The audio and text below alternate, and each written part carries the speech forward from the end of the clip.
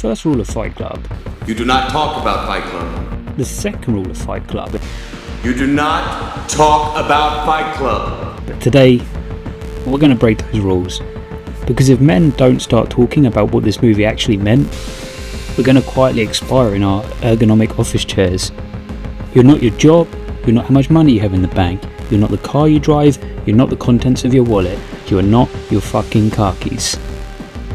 I was 16 when I first heard that quote, and back then Tyler Durden was a god. This movie was the touch paper. And now, over 40 with the job, the family, no car keys though, and rewatching this movie today, it doesn't make me want to punch a guy in a parking lot.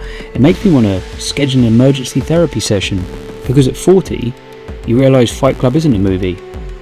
It's a tragic documentary about male loneliness, a warning about the modern corporate hellscape, and a terrifying mirror of the online radicalization trapping men today.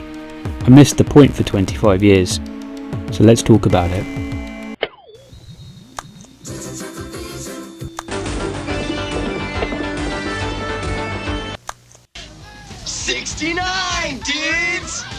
In 1999, Edward Norton's character, the Narrator, is trapped in a physical cubicle. His prison is built out of IKEA catalogues and condo payments. Today, that hellscape has upgraded its operating system. We've traded the cubicle for the home office. The IKEA nesting instinct is now the endless Amazon Prime delivery loop, paying a monthly subscription fee for the privilege of next day delivering our own distractions.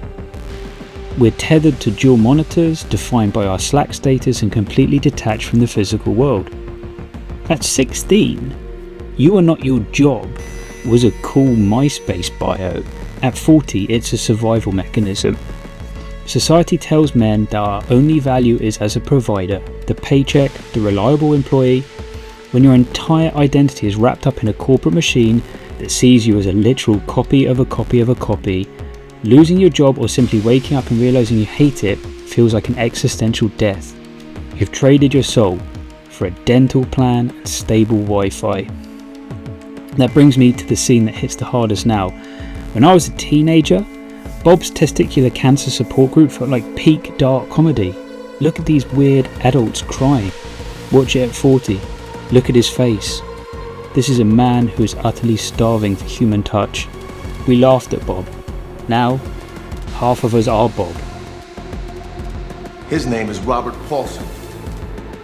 His name is Robert Paulson.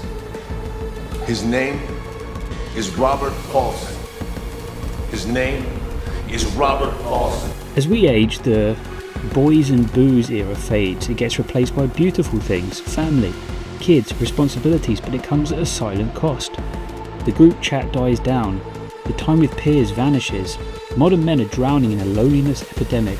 We don't have spaces to just be. So why did the men go to the basement to fight? They didn't go because they liked getting their teeth knocked out.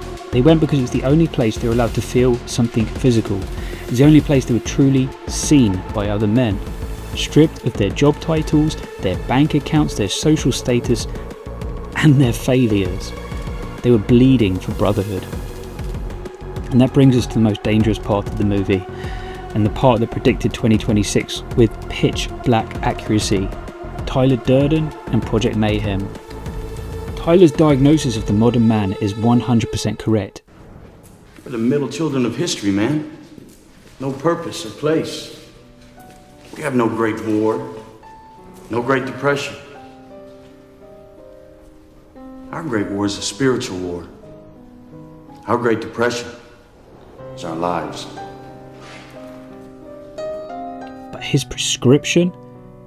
Tyler Durden's prescription is the tragedy. When a man is starving, he will eat poison and call it a meal.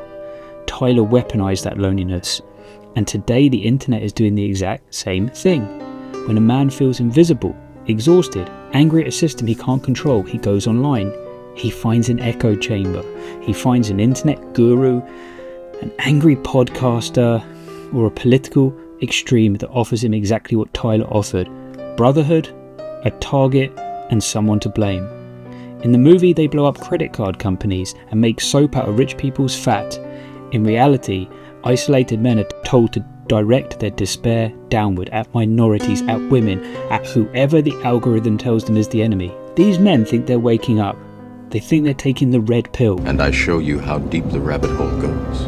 But they're just shaving their heads and putting on the black shirts of Project Mayhem.